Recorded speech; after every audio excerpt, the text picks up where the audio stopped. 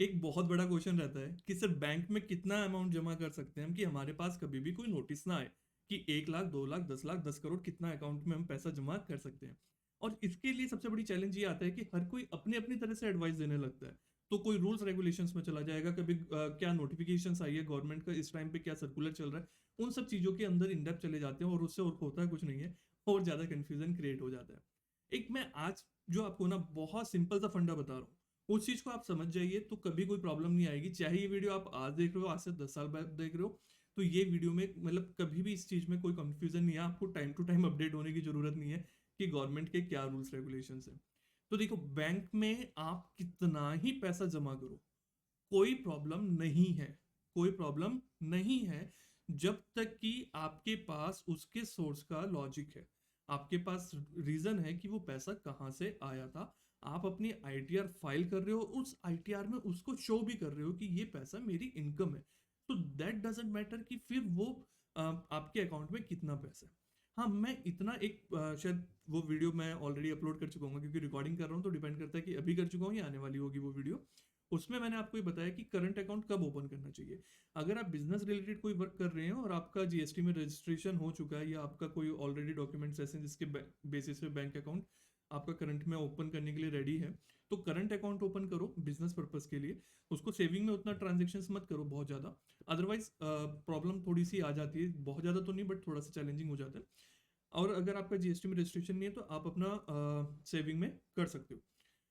अब ट्रांजेक्शन्स जितनी भी आ रही है, मैंने कहा कि उसका आप आईटीआर फाइल करें और उसको आपके पास लॉजिक होना चाहिए, प्रूफ होना चाहिए। कैसे मतलब, लेट्स से मेरा एक करंट अकाउंट है, ठीक है, अभी मेरे बिजनेस की इनकम 1 CR है, 1 करोड़ रुपीज की। तो उस अकाउंट में 1 करोड़ रुपीज आएंगे ना मेरे पास, तो दैट्स टोटली ओके। मैं अपनी आईटीआर फाइल कर रहा हूँ, इनकम टैक्स रिटर्न फाइल कर रहा हूँ, वहां पे शो भी कर रहा हूँ कि हाँ मेरे पूरे साल में 1 करोड़ की इनकम हुई है।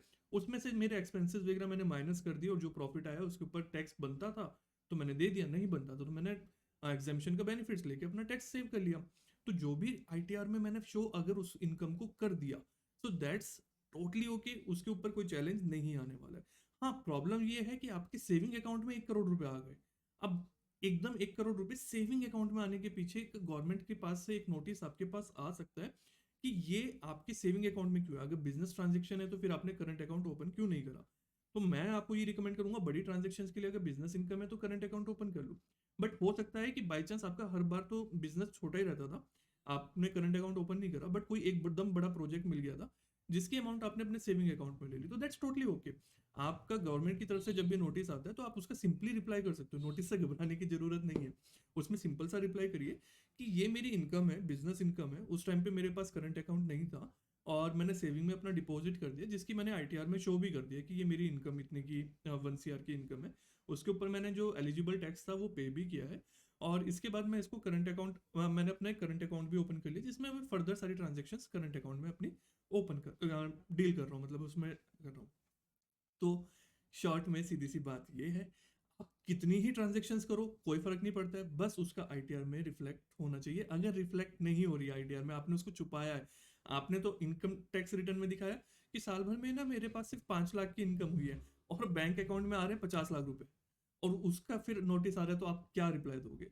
अगर कोई गिफ्ट है कुछ है तो उसको आप शो कर सकते हो, उसका पीछे का लॉजिक उसमें बता सकते हो, अदरवाइज तो फिर चैलेंज आएगा और नोटिस में फिर आप फंसोगे।